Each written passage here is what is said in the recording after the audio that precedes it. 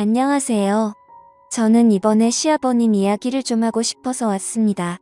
저의 아버님은 워낙에 존재감이 뚜렷하셔서 동네에서도 유명하세요. 게다가 저는 시부모님과 함께 살고 있어요. 28살에 30살 남자에게 속아서 결혼을 덜컥해버리고는 신혼집을 구하고 구하다가 결국 함께 살기로 했어요. 처음에 딱 3년만 지낼 생각으로 왔습니다. 그러다가 결혼 후 3년째 되던 애의 시아버님의 우는 모습을 보고서는 조금 더 지내게 되었고요. 사정이 있었어요. 일단 저는 아이가 둘 있습니다. 첫애는 사내 아이고 이제 초등학교 3학년이 되었어요. 제 말은 죽어라 듣지 않습니다. 거에 풀어놓고 키우고 있고요. 둘째 아이는 딸아이예요. 이제 6살 되었고 정말 큰 애처럼 키우지 않으려고 교육 방법도 바꿔봤지만 결론은 유전자 문제 같았어요. 마음 비우고 삽니다. 자기 엄마 말은 죽어라 듣지 않는데 신기하게도 할아버지 말이면 잘 듣습니다. 특히 첫 아이는 지금까지도 자기 할아버지만 찾거든요. 저희 시아버님은 예전에 조선소에서 용접하는 일을 하셨다고 해요. 그래서 뉴스에 배만 나오면 항상 예전 이야기들을 자주 하십니다. 그래서 그런지 모든 일에 열정적이시고 마치 불꽃 같은 남자 같으세요. 동네마다 가벼운 옷차림에 이곳저곳 참견하시는 분 계시잖아요. 저의 아버님이 딱 그러십니다. 늘 입는 옷도 비슷하세요. 흰색 난닝구에 하늘색 나는 바지를 입고 다니시거든요. 예전에 지방에서 사실 때는 근처에 사람이 적어서 덜 하셨는데 아파트로 이사 오게 되시면서 주변에 사람도 늘고 참견할 일도 늘어서 그런지 결혼 초반에는 아버님 얼굴을 뵐 일이 드물었습니다. 엄청 바쁘셨거든요. 아파트 엘리베이터 점검할 때도 가셨고요. 외벽에 칠을 새로 한다고 할 때는 집에서 창문 열고 소리를 지르시면서 꼼꼼히 칠해야 한다고 하시더라고요. 그때마다 저희 시어머님은 기운이 뻗쳐서 그런다고 허공에 삽질하는 것도 아니고 참 쓸데없는 곳에다 힘을 쓴다고 절레절레 하셨어요. 저도 아버님의 기준이 있어서 절대 집안 살림에는 참견하지 않으셨어요. 만약에 조금이라도 잔소리를 하면 그날부터 시어머님은 밥을 차리지 않으셨거든요. 밥 잘 먹고 기운 뻗쳐서 저런다고 굶겨야 한다면서 밥을 엄청 부실하게 차려주신다네요. 몇 번 그렇게 맨밥만 드신 뒤로는 절대 집안일은 신경 안 쓰십니다. 저는 그 당시 직장 생활을 하고 있던 상황이라서 주말 말고는 함께 식사할 시간이 없었고 집에서는 잠만 자던 시기라 그런 일을 듣기만 했었어요. 문제는 제가 아이를 낳고 나서부터였습니다. 원래는 아이가 나오면 분가를 하려고 준비 중이어서 출산 후에 시댁에 잠시 머물다가 나가려고 했습니다. 그런데 집값 문제도 있고 아이도 많이 어려워서 조금씩 미루다가 집안이 뒤집히는 일이 생기게 되었어요. 그날 이후로 저는 분가 생각을 완전히 접었습니다. 24개월 되었을 때라 첫 아이다 보니 36개월까지는 무조건 제가 끼고 키우려고 했거든요. 직장도 관두고 아이만 봤는데도 어쩔 수 없었습니다. 오후 1시부터는 아이가 늘 낮잠을 자던 시간이라 잠깐 마트에 다녀오려고 했거든요. 그런데 집에는 아버님만 계셨던 상황이라 사실 많이 망설였었어요. 저의 아버님이 워낙 열정적이시잖아요. 그래서 주변 친구들이 나중에 아이 낳으면 손주 사랑이 엄청나서 저보고 힘들 거라고 사랑이 참견이 된다고 하던데 근데 신기하게도 전혀 그러지 않으시더라고요. 사내 아이는 손 많이 타면 약하게 큰다고 하시면서 자주 안아주지도 않으시고 조금 거리를 두셨어요. 그래도 일단 아이가 깨기 전에 후딱 다녀오자는 생각으로 아버님께 말씀드리고 마트에 갔는데 갑자기 전화가 와서 받아보니 아버님이셨습니다. 빨리 집으로 들어오라고 소리를 치셔서 무슨 일인가 싶었는데 근처에 아이 울음소리가 들리더라고요. 속으로 앞불싸하고 밀던 카트도 내팽개쳐놓고 집으로 달려갔어요. 도착해보니 아이는 정신없이 울고 있고 아버님은 앉지도 못하고 어찌할 바를 모르고 계셨고요. 이마가 다친 것 같았습니다. 그 당시 저희 집 소파가 쿠션만 있는 게 아니라 소파 트리나무 조각으로 된 거였어요. 거기에 찍었다고 하더라고요. 이마에 상처가 난 것 같았습니다. 근데 피도 나고 자꾸 붓고 무엇보다도 아이가 계속 심하게 울어서 걱정이 많이 되더라고요. 그래서 아버님과 함께 아이를 데리고 응급실에 갔습니다. 저도 그때 엄청 놀랐습니다. 첫 아이고 저렇게 우는데 어떤 엄마가 가만히 있겠나요? 근데 침착할 수밖에 없었습니다. 그게 저의 아버님 때문이었어요. 넋이 나간 표정으로 앉아 계셨는데 어찌나 놀라셨는지 손가락이 떨리는 게 눈에 보일 정도였습니다. 거기서 제가 더 놀라면 아버님이 큰일이 날 것 같았어요. 문제는 시어머님이셨습니다. 어머님은 곧장 병원으로 달려오셨거든요. 병원에 들어오시자마자 손주가 누워있는 걸 보시고는 그냥 바닥에 주저앉으셨고요. 우리 손주 잘생긴 이마가 왜 저렇게 되었냐면서 난리를 치셨습니다. 그 소리에 놀라 아이는 더 울고 그러자 시부모님들도 더 걱정하셨고요. 시아버님은 아이 손을 잡고 계셨는데 계속 손주에게 미안하다고 하셨습니다. 사실 아버님이 미안해하실 문제는 아닌데 저도 잘못이 있으니까요. 그런데도 자꾸 미안하다고 하셨어요. 시어머니는 그런 아버님 옆에서 아이가 나중에 바보 되는 거 아니냐면서 첫 아이인데 이걸 어쩌냐고 계속 걱정하시는 바람에 결국 아버님이 우셨습니다. 그때 아버님이 우는 모습을 처음 봤어요. 어머님은 아버님 옆에서 당신도 머리를 다친 거냐고 다 늙어서 왜 우냐고 소리치셨고요.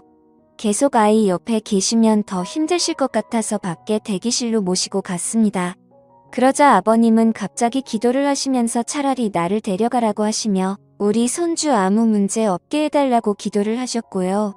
그때 처음으로 저희 시아버님의 손주 사람이 정말 대단하다는 걸 알게 되었어요. 근데 또 어머님이 아버님 옆에서 같이 기도하시면서 그러라고 차라리 이 사람을 데려가라고 아주 대놓고 기도하시더라고요. 물물 교환도 아니고 그 와중에도 웃음이 났었네요.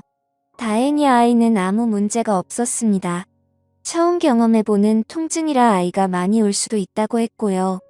산에 아이 키우다 보면 어디까지는 건 일상이라서 괜찮다고 하더군요. 남편도 도착해서 와 있었고 아이는 점점 진정이 되었는데 저희 아버님은 계속 손을 떨고 계셨습니다. 오시는 내내 그러셨어요. 아버님은 다음날 바로 거실 소파를 다 버리셨습니다. 쿠션만 있는 소파로 바꿔버리셨고요. 집안 구석구석 날카롭거나 모난 곳은 다 스펀지를 붙이셨어요. 그날 이후부터 아버님이 완전히 달라지셨습니다.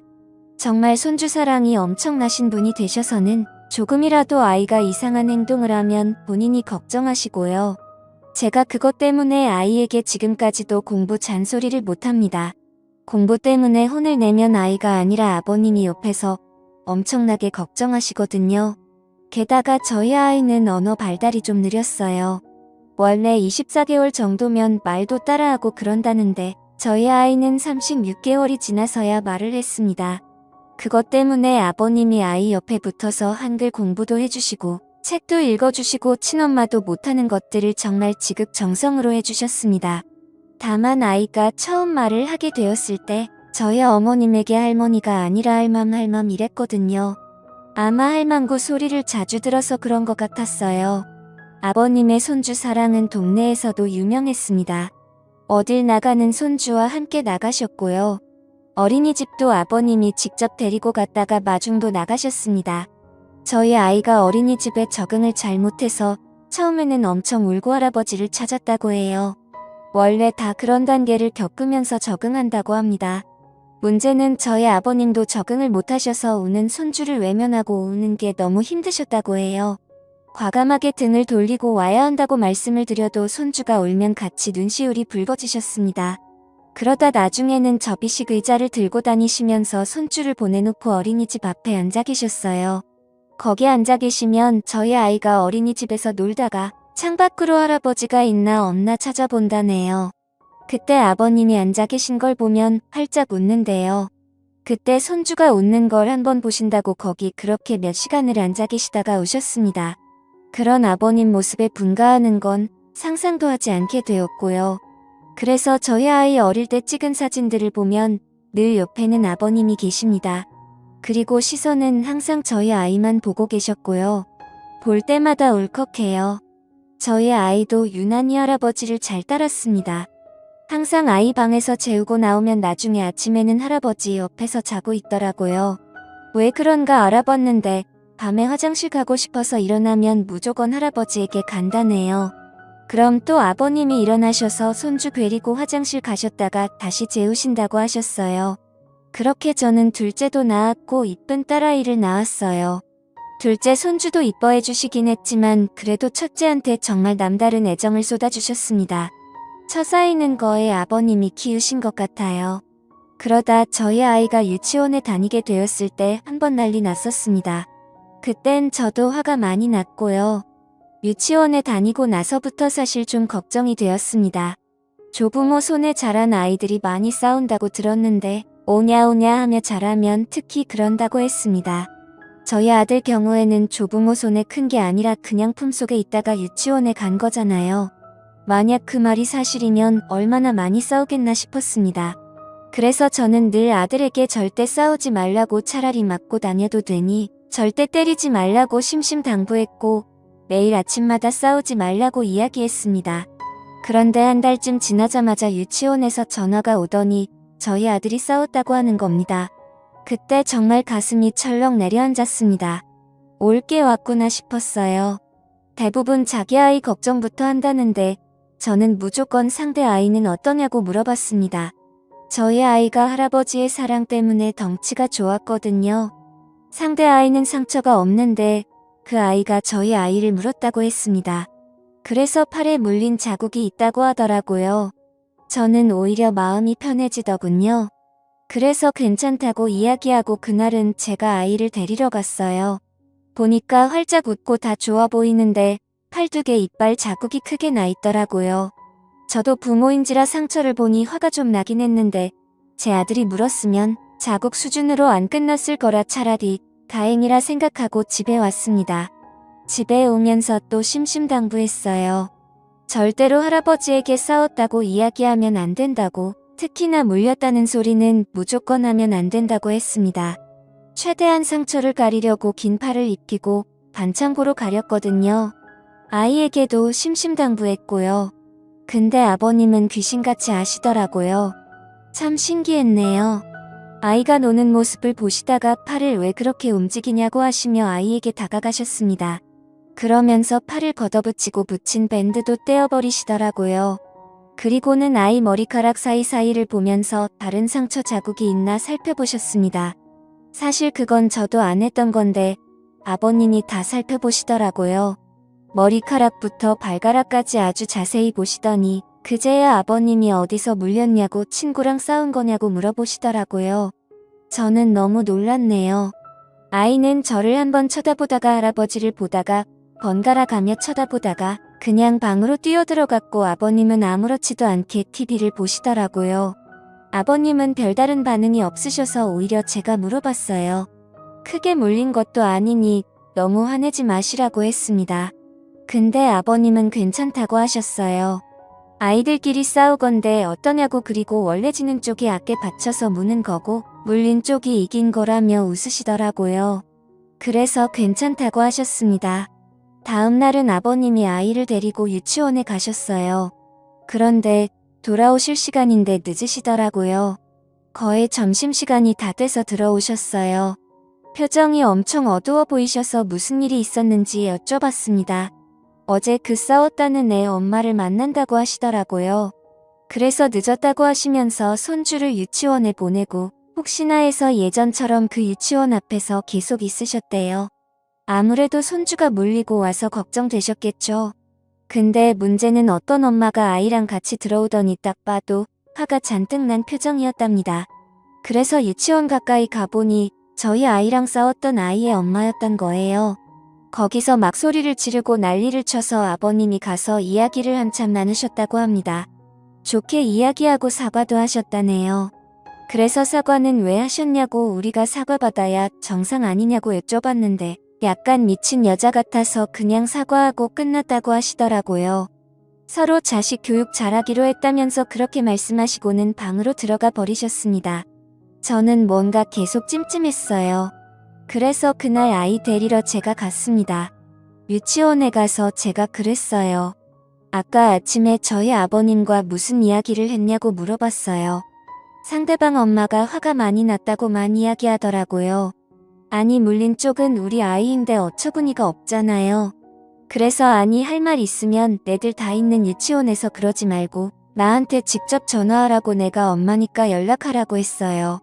그러면서 제 전화번호를 알려주라고 하고 왔습니다. 그리고 그날 저녁에 정말 제 핸드폰으로 전화가 오더라고요. 근데 웬 남자 목소리가 나더라고요. 저보고는 그 아이 할아버지라고 하시면서 저에게 대뜸 자식 교육 똑바로 하라고 소리를 치는데 어이가 없었습니다. 그래서 일단 참고 듣다가 애 엄마를 바꿔달라고 했어요. 그 여자가 받자마자 누군 아빠 없냐고 하더니 저에게 막 싸붙이더군요. 그래서 혹시 시아버님이 무슨 말 실수를 하셨나 싶어서 그날 아버님이 무슨 이야기를 했냐고 물었어요. 근데 사과만 하셨다네요. 나이 많은 사람이 사과하면 그냥 곱게 넘길 줄 알았냐고 그러더라고요. 그때 뚜껑이 열리더라고요.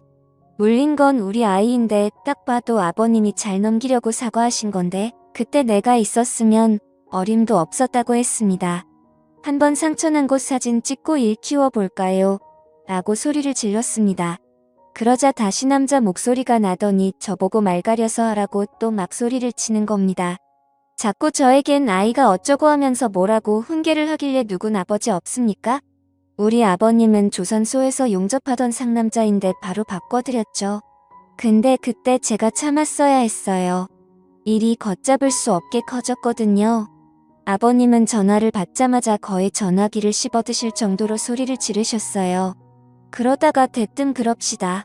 만나서 이야기하자고 하더니 전화를 끊으시더라고요. 속으로 와 진짜 큰일이 났구나 싶었네요. 그러면서 나가려고 준비하시는데 대부분 밖에 나갈 때 외투를 입잖아요. 근데 저희 아버님은 정반대십니다. 위에 티셔츠를 벗으시더니 난닝구만 입고 나가시더라고요. 참고로 4월이었어요.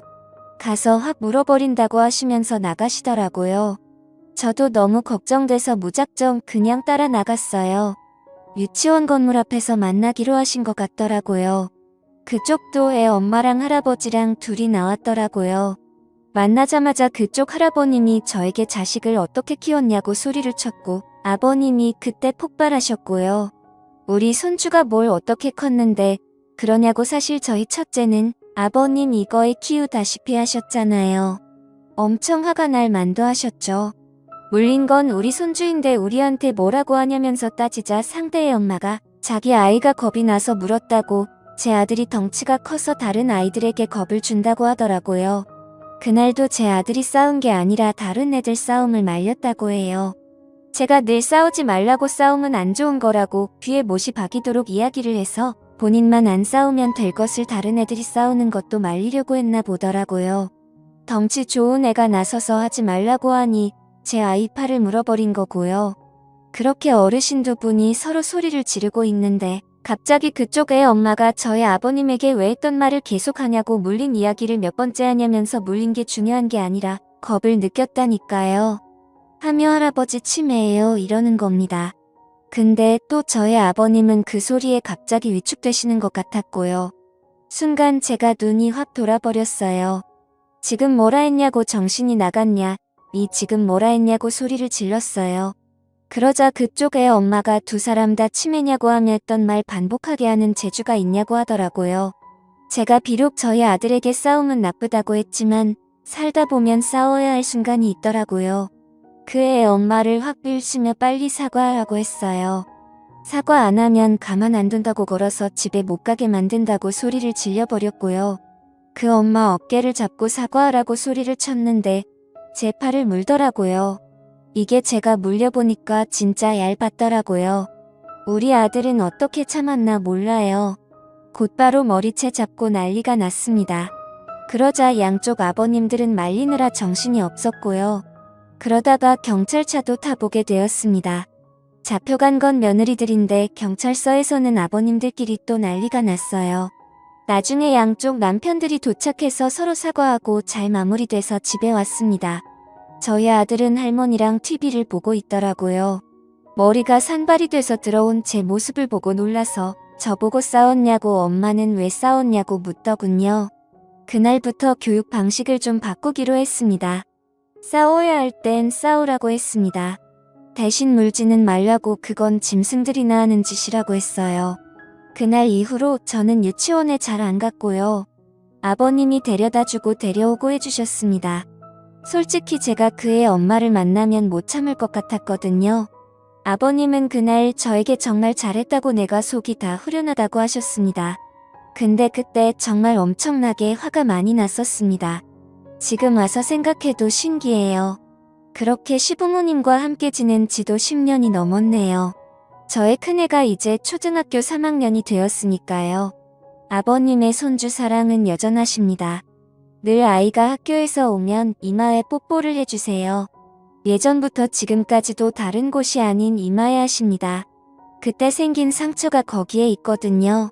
그 상처에 뽀뽀를 해주시면서 늘 가슴 아파하십니다. 엄청 작은 상처인데 그게 눈에 밝히셨나봐요. 제 아이도 할아버지에게 오면 이마를 갖다 댑니다. 제가 직접 낳은 자식인데도 가끔은 싫을 때도 있고 미울 때도 있는데 어쩜 저렇게 한결같이 손주를 이뻐해 주시는지 가끔은 제 아들이 부러워기도 해요. 제가 이 글을 쓰게 된 이유가 옷장 정리하다가 생각나서 썼거든요.